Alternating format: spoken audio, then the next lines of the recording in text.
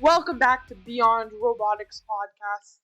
I'm Hannah. And I'm Faiz. We're your hosts for Manitoulin Meadow FRC Team 6865 from Manitoulin Secondary School, Chigging First Nation on beautiful Manitoulin Island, Ontario. We're a hive of innovation, inclusion, and community. Buzz, belong, build, beyond. You can find BEEyond Robotics on Apple Podcasts, Spotify, iHeartRadio, and YouTube. March is a special month because it includes International Women's Day, a time to celebrate achievements of women around the world. Today's episode is called Women Who Build. We're talking about women in engineering, science, robotics, and technology. Not just history, not just famous names, but real impact, past, present, and future. Let's start with a big question. Why does representation matter? Representation means seeing people like yourself in roles you might want one day. For a long time, engineering and science were shown as men's fields. That message, even when unspoken, affects who feel welcome. Studies show that when students see diverse role models, confidence increases. And interest in STEM careers increase too. Women bring different experiences, perspectives, and problem-solving styles. The diversity makes design safer, smarter, and more creative. Robotics teams with diverse voices often communicate better and build stronger relationships. Representation isn't about excluding anyone. It's about including everyone. This segment is made possible by the continued support of our community sponsors from the Manitoulin West Sudbury dairy producers. Let's dive into some history. Because women have always been a part of STEM, even when history didn't give them credit they deserved. Like Mary Jackson, NASA's first black female engineer.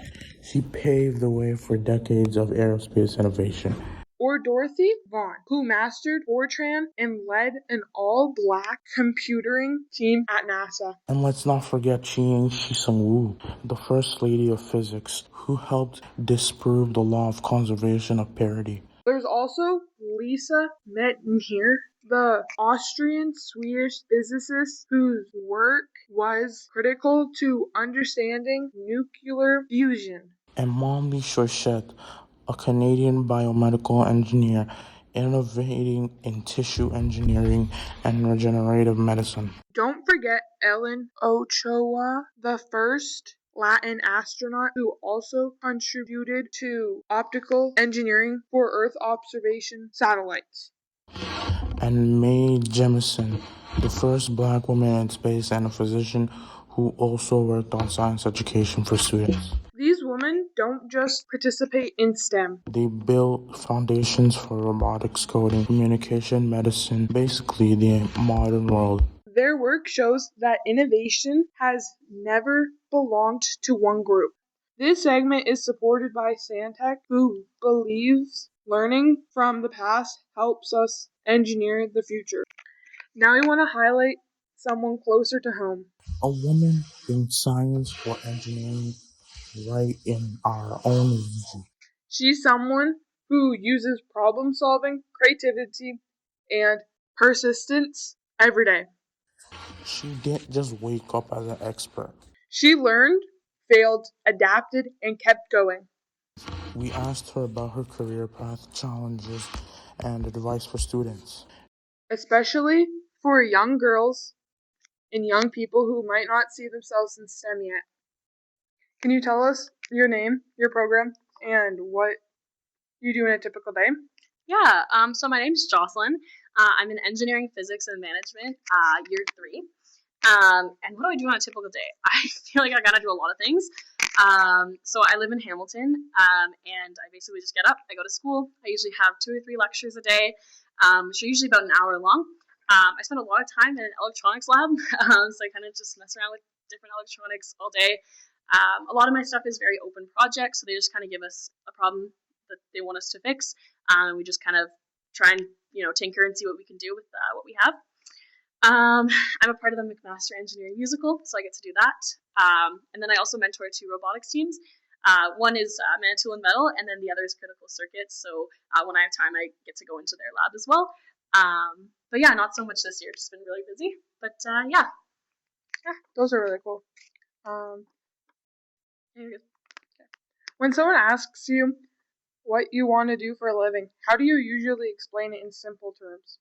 Yeah, so I've always had a passion for energy efficiency. Even when I was, first starting on 6865, I really wanted to think about what we could do for sustainability from a tech perspective.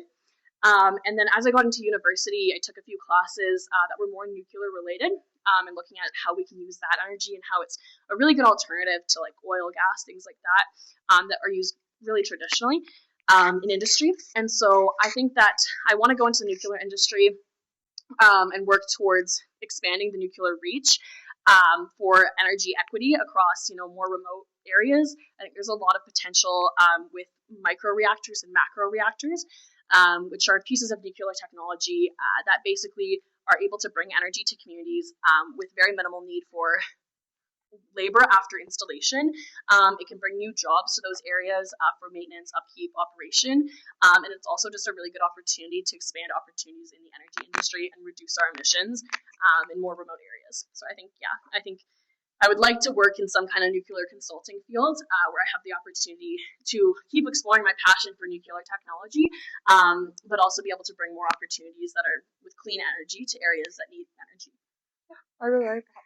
That sounds really fun. What first got you interested in science or engineering? Yeah, well, growing up, actually, I was really not a science kid. You can read my old scrapbooks and stuff. I would always say that science was my least favorite subject. And I think when I got to high school, I started really getting into physics. During the COVID era, I kind of just started going down rabbit holes with quantum mechanics and quantum physics, and I got really, really into that. And I thought there was a lot of potential and a lot of unexplored sectors out there in science. And then I started doing robotics and seeing the application of that science, and it really got me thinking about what the impact could be and how you can actually address problems. Like you don't actually have to talk about them. You can create some piece of technology to address issues that people are facing. And robotics gave me a good opportunity to explore that a little bit. And then as I went into picking university, things like that, I was like, okay, yeah, I want to do something where I can make something tangible, where I don't just have to talk or write about a problem, and I can start building something to fix it. And I really like the idea of just being able to try out new ideas and learn how to design things and look at things from different angles. So I think that's kind of what got me into science. Yeah. Would there be a certain person that you think drove you more into it? I think I've had a lot of science mentors. There are some teachers in high school that were, not even necessarily science teachers, but just teachers that really, got me to look at opportunities outside of what I was comfortable with, which, at the time was history, English, that kind of vibe. And then I also had an opportunity to do a co-op in high school, which was awesome. I got to learn how to use a metal lathe, which is honestly a skill I still use. I can actually sell some of my machining parts at school now because I got access to the lab there, which is awesome. And it was really empowering to see, just how a hands-on skill can be developed and how it's something that I've never tried before. Is something that you can get better at really fast, and you can do a lot of really cool things with your hands. So I started doing that in co-op with Mr. Vex, actually. And it was Shout out to Mr. Vex. Yeah. He's great. But yeah, and then I think just there's a lot of teachers that really helped me in high school kind of see that pathway. But yeah. You kind of already answered this. But did you always plan to work in STEM, or did you path change along the way? Yeah, I didn't always plan to work in STEM, as I was talking about before. I think as I kind of developed my interest for STEM in high school, it really started off in I was like, I think I actually like math. I enjoy doing it. I think it's fun to solve a problem. Does it make me want to cry sometimes? Yes, but it's not all the time, so that's cool. And then as I started doing more robotics, as I started doing more hands-on work, I started doing some woodworking, different machining things. I started to see, maybe I want to do more of the application side of this and still, get to do math and science and all the theoretical stuff, but, have something tangible at the outcome. So I think that my path changed a little bit, and I think it's still changing. I still don't fully know. When I went into university, I wanted to be a mechanical engineer. And then at the end of first year, I was like, what if I went into nuclear? So I think, and even now, after doing 3 years of engineering, I really developed a passion for electrical, and like that's really cool, and that's a whole other side to like my interest. So I think that's kind of the nice thing about engineering and STEM is you can go about it in a lot of different ways. Yeah. What skills do you use the most in your programming today? Yeah. So it's hard because I think you have to like use a lot. I think, the one that people don't talk about as much is just like being able to fail a lot and like not like in a sense of like you have to fail to succeed because you do, but also just like being comfortable with things not working. A lot of my days are just like I spend 6 months on projects in school. I actually just built this ultrasonic rangefinder, which is kind of just like a glorified ruler, but very digitized, which was really cool. And we built it ground up, and we had no instruction. But like you just failed for like 5 months, and then one day it works. But like being able to just like see that and take that as like a at least this section works, or at least we know why it's failing, or at least maybe we don't know why it's failing, but being able to like kind of get back up and just keep going the next day. And that's like for a lot of my classes. I feel like the higher up in engineering I go specifically, like the more that gets applied, because it's really just you're on your own, you're just trying to figure out how things work. But that's kind of cool too, because it's really applicable in life as well. Like there's a lot of times where you don't really know if you're going to succeed, and you're not going to succeed for a really long time. But it works one day, and that's really cool. What's something about your program that people might not expect? Yeah, I think when I tell people I'm in nuclear engineering, it's called engineering physics. I'm just specialized in nuclear. People hear the word physics and they're like, oh, so you're just like in quantum physics, you're doing calculations, proofs, like really hardcore math all the time. And I think that's true to an extent. There's definitely classes where I'm just writing proofs for like pages of my notebook. But there's actually a lot of application. There's a lot of hands-on learning. I get to go into the lab all the time, probably at least once a day for a few hours. My labs will run from 3 hours to 10 hours, whatever. So it's kind of a really cool opportunity to get to keep learning skills. And the other thing that they don't really expect is that you're really not taught a lot of things in university. You're just expected to figure it out. And when you have to do like in terms of like hands-on skills, so when you're trying to go and learn how to wire a breadboard for the first time, they just give you the breadboard and the wires, and they go, okay, so make this thing blink, right? And obviously that's the first lab you do, and it scales up, but you really are just thrown in the deep end, which is really cool, because it's like, oh, hey, like, you would expect, you're using this really high voltage, all this really fancy equipment, you would expect to be given like direct, clear instructions, but they really give you a lot of freedom to learn on your own in ways that are, going to help you the most. Yeah, no, that sounds like a lot of fun. Can you describe a project you've worked on that you're especially proud of? Yeah. Okay. Yeah. So I had a chance to. There's a lot of cool ones that I got to do recently. One that I'm working on right now, maybe I'll talk about. So we have this class called metrology, which is just the measurement of systems, which you would think like sounds really boring, but we just go bang for bang how things work. So they tell you, how your phone screen works. They tell you how airbags in a car work, like because we've gotten to a point sort of where you have enough background knowledge to understand a lot of how the world works, which is really cool. So for that project, we were just given the task of use any sensor you want. You have to use 2 sensors, and you have to build something. It has to do something. So we did a lot of brainstorming. I have a couple of things that that we like kind of delved into it. The most interesting one is we've been making this conducting baton like for a band, and it's really cool. So it uses a couple of different sensors and tracks a user's movement to basically speed up, slow down, make music louder, make music softer. You can connect any audio file, so it lets you basically conduct music on your own. So I think it's so cool as someone who's like a big music fan, big music lover. I took music all the way through high school. I'm still in a musical. It's a really cool way to combine my interests. So that's been really fun. And we're kind of still in the development. It's a lot of coding and a lot of failing and a lot of why does it not work. But it's totally something that we get to do on our own, which is awesome. It's kind of reflective. A lot of engineering programs have a capstone, which is like your final project. You spend like months and months on it. It's just like we call it our pre-capstone, so it's just something you're interested in. And you get to do a project, they give you some funding, they buy what you need for it, which is really cool, and you have lots of people to help you out. Yeah, that sounds like it's going to be really good when you nailed it. Yeah. What does teamwork look like in your program? Yeah, I think it's much less of a like structured thing.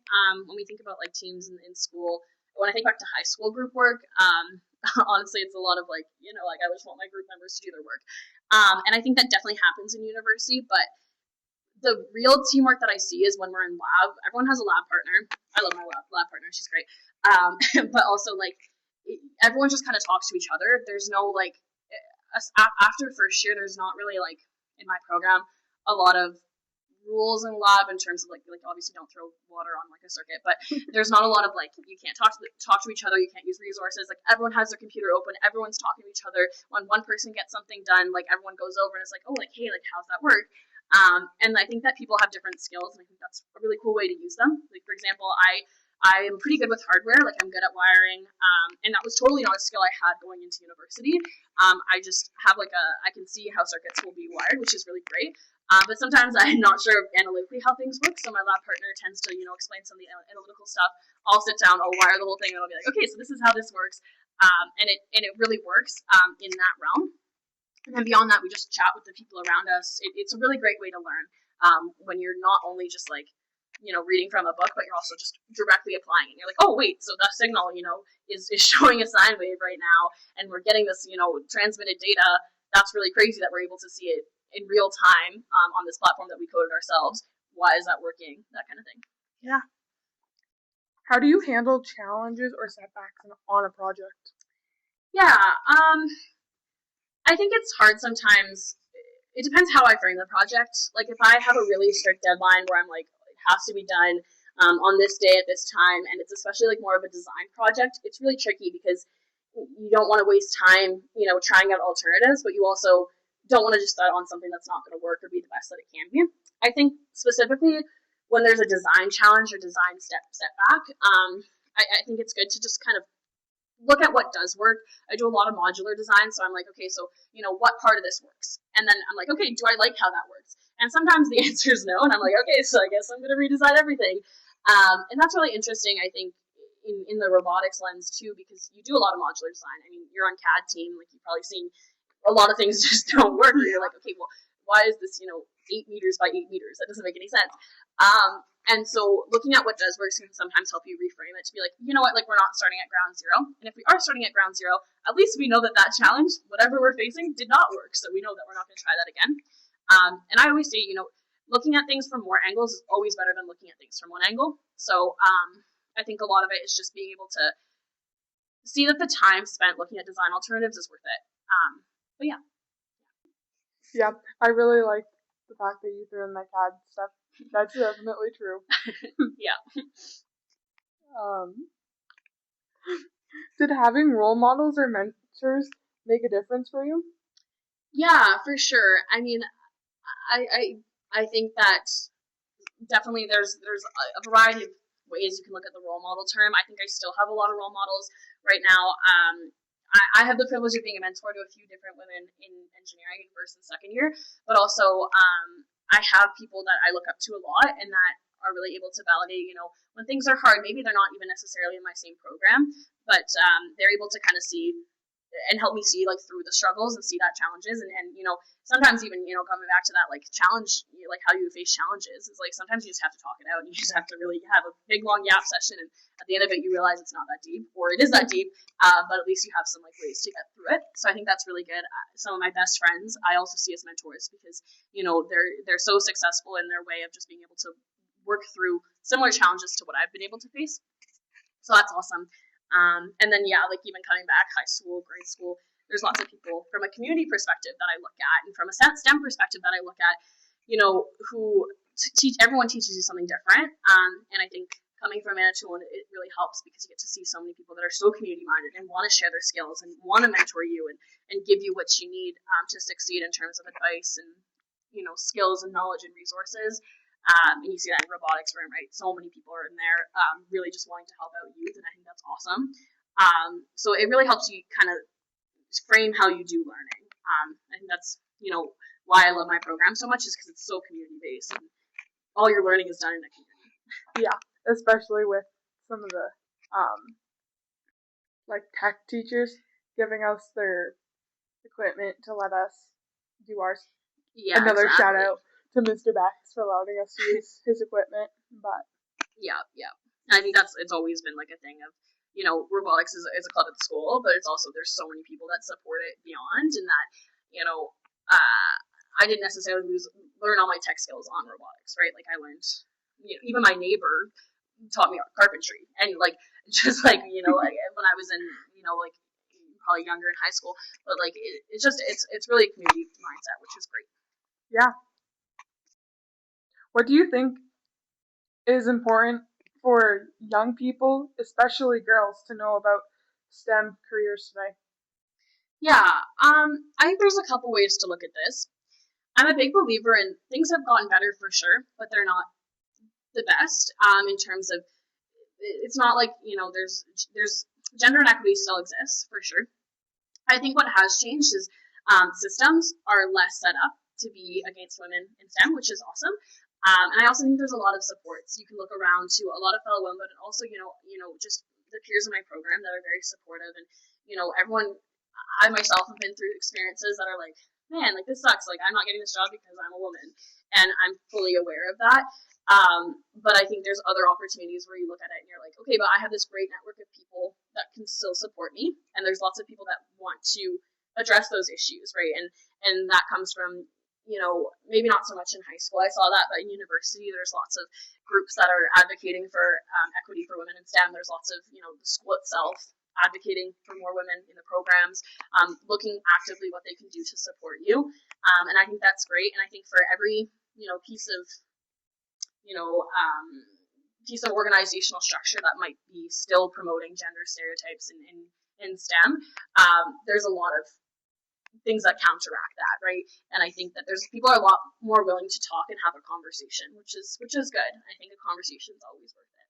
I've had a lot of experiences where, maybe something small has been said to me, and I'm still the person to just be like, just say it right back and be like, yeah, so like, why are you saying that to me specifically? And even if it's, something where it's not directly saying, oh, like, you're not smart because you're a girl.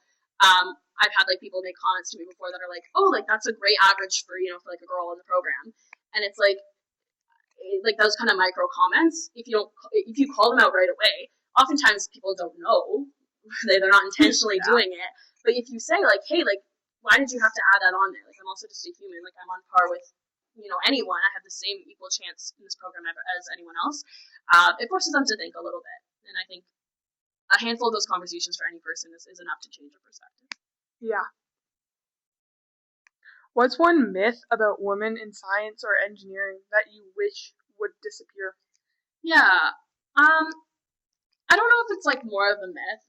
I've heard it said before that women are just like more emotional in the sense of like in a STEM environment, which I just disagree. Like I think that everyone reacts to things differently.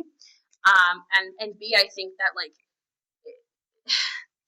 I think that caring about something is not the same thing as being emotional. And I think that some of the most passionate people I know, who I've heard been called that way, in a STEM setting, I've heard them, they're the most successful people I know, right? And they're so smart and they're so dedicated to what they're doing. And I think that emotion and care and passion should not be a negative thing. I think you can care about your work and be so effective. Like, for example, like any class where I, can see why I'm doing it, why I'm seeing, this skill and why I'm spending, all these hours in lab doing it. I know that it's crushing when like my projects don't work. And, I feel like so stressed out when, a midterm is coming up or whatever. And it's not for a sense of like, because I'm a woman, everyone's stressed out, everyone's having these feelings. I think it's just more of a wanting to create a community of support, which I think is really helpful in that area, and also just because I care and because other women around me care, and I think that's really important. And I think especially in STEM, STEM is often seen as a very cold field where I've always heard there's no emotions in science, or there's no opinions in science. Science is all opinions, right? Everyone has opinions on how things work. Everyone has different levels of knowledge, and I think that it's really important to remember that when you're learning STEM, and you need these perspectives. You need the people that are going to be passionate about different things in STEM. And so I think that it's not as prevalent anymore that is like something, but I do think that I've had experiences where people are really shocked that I'm so stressed or so passionate about just like a lab, and I'm like, oh, but it's because I care. It's because I want to get this knowledge, or because I think that there's applications for this that are strong.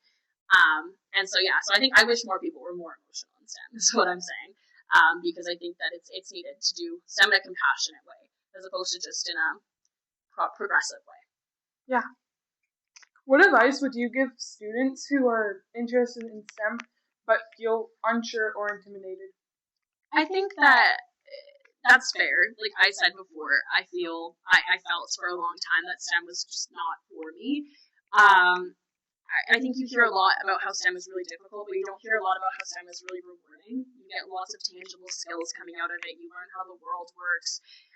And I think that there's a lot of ways to get involved in STEM. And I think that people tend to just put it in a box. Like, oh, I'm just going to be coding all day. Or I'm going to be doing, I'm going to be in a tech class all day. Or all these things.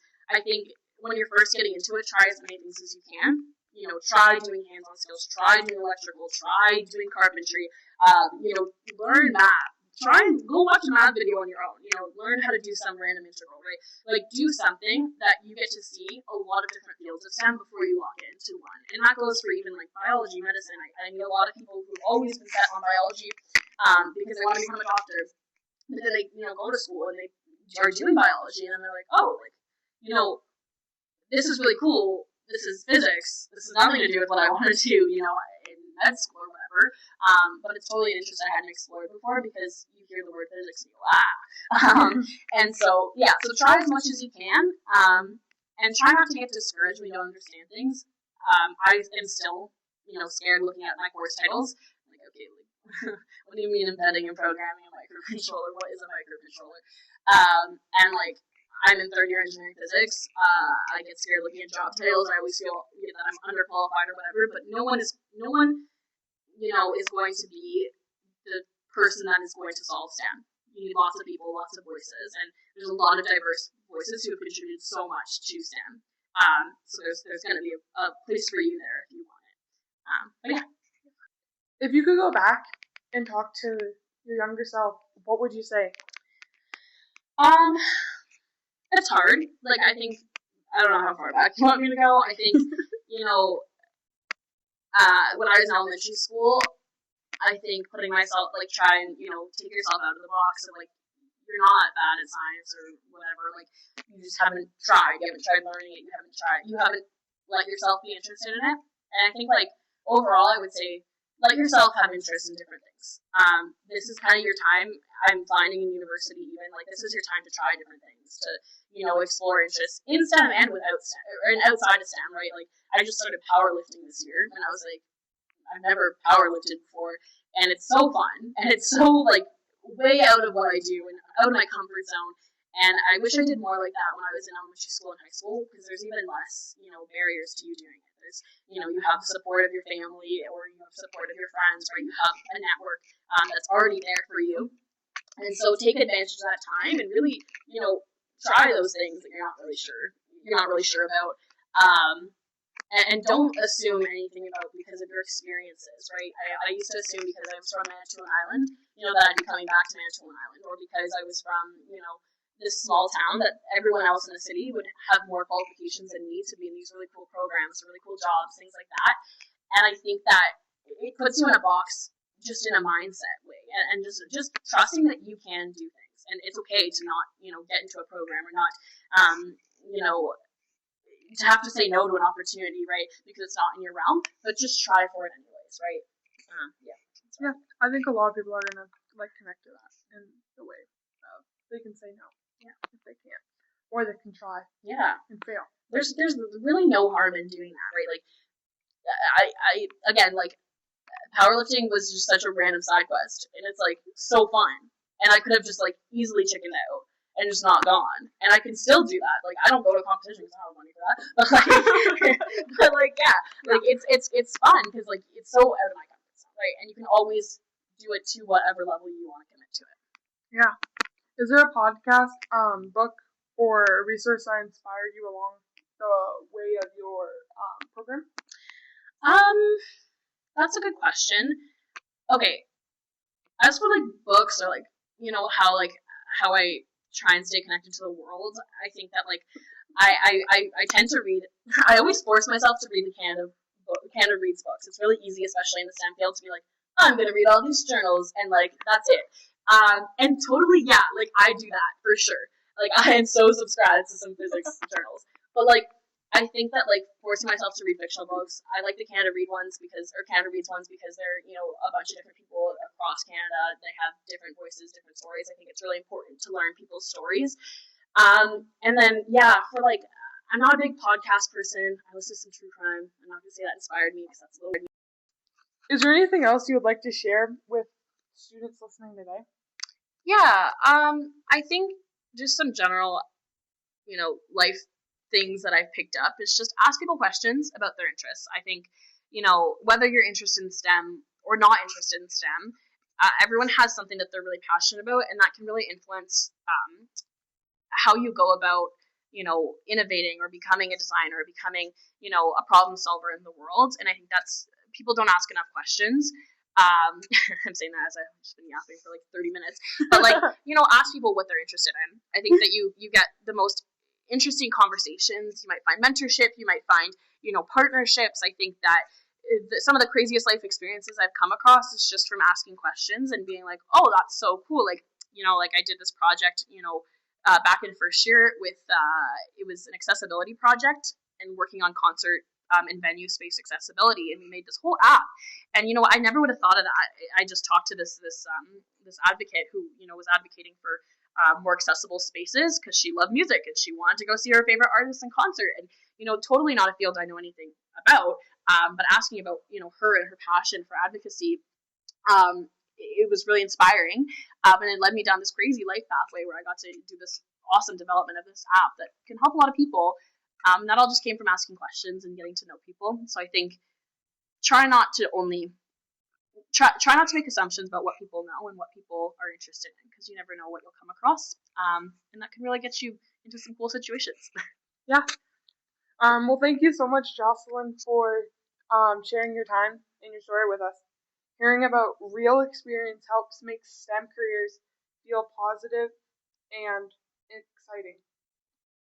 This segment is made possible by the support of Pioneer Construction, who champion real-world role models.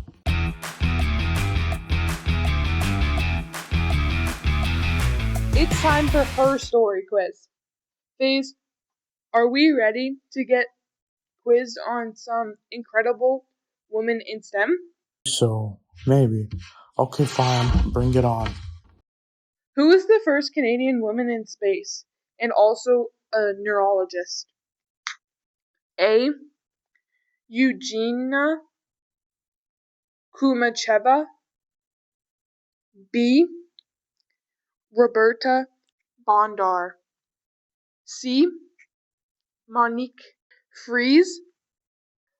Or D. Claire Benson.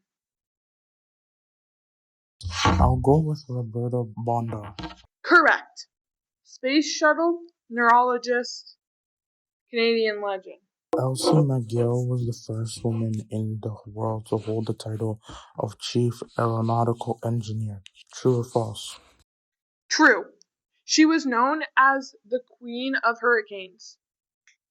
Boom. Engineering history made.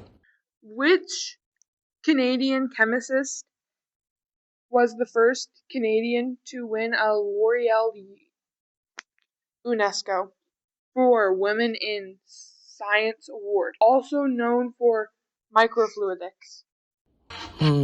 Eugenia Kumacheva. Correct. Tiny scale materials, big impact. Who celebrated as the world's first computer programmer? A. Gracie Hopper. B. Ada Lovelace. C. Katherine Johnson. Or D. Marie Curie. Ada Lovelace, first algorithm ahead of her time. Katherine Johnson, calculations at NASA helped John Glenn orbit the Earth. True or false? True. Hidden figure proof. Correct. Math that literally put humans on space. Which woman won Nobel Prizes in both physics and chemistry for her work on radioactivity? A. Lisa Meitner, B. Marie Curie, C. Dorothy Hodgkin, or D. Tu Yo-Yo? Marie Curie. Double Nobel. Pure legend. Name a British scientist whose X-ray crystallography images were critical to discovering DNA's double helix, even though she wasn't awarded the Nobel. Rosalind Franklin. Correct. Photo 51 basically built the blueprint of DNA. Maud Menton, Canadian biochemist, helped establish the Michaelis-Menten equation for enzyme reactions. True or false? True. Still so important to biochemistry. Enzymes get tricky.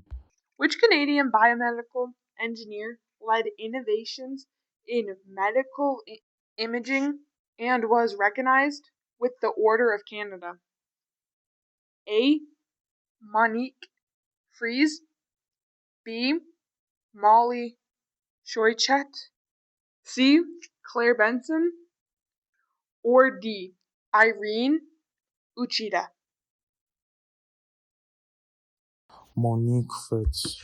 Pioneer alert. Correct. Inspiration for engineers everywhere. Bonus short answer. Name a woman from China whose discovery of compound for treating malaria earned her a Nobel Prize in medicine. Tuyuyo artemisinin has saved millions of lives around the world from malaria. Talk about impact. Global hero vibes. Faiz, you survived HERstory HQ. How do you feel? Like I leveled up in STEM trivia and learned I needed a HERstory cheat sheet. Yep, these women built the world we live in, from space to medicine, computers to engines, and their stories still inspire future engineers like our listeners. I'll be keeping that cheat sheet handy next time I meet a robot or another tricky quiz. This segment was supported by Studica Canada, who invest in future innovators.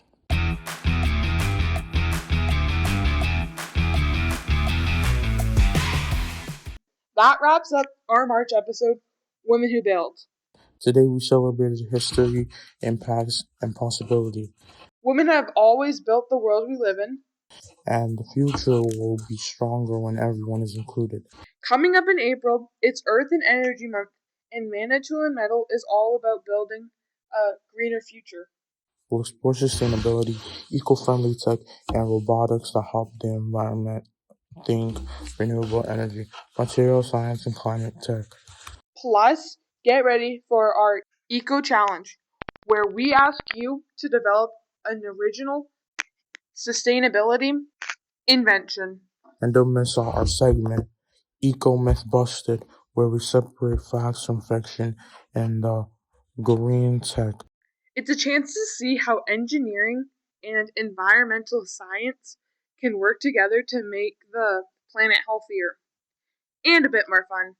Stay tuned for ideas, inspiration, and a few surprises that will make you think differently about robots and the Earth. Until then, Keep buzzing keep belonging. and keep building beyond.